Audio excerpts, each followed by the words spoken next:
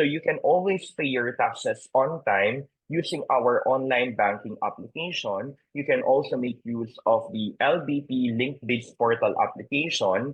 And whenever you make use of the link-based portal, meron na din naman doon yung uh, other banks in which Land Bank is connected with. So you can also pay. So pag ginamit niyo po yung link fees, pwede po kayo magbayad doon gamit ang RCBC, pwede rin kayo magbayad doon gamit ang BPI, etc. So these portals are only means for you to pay your taxes. And you can make use of your online bank accounts to pay for your taxes.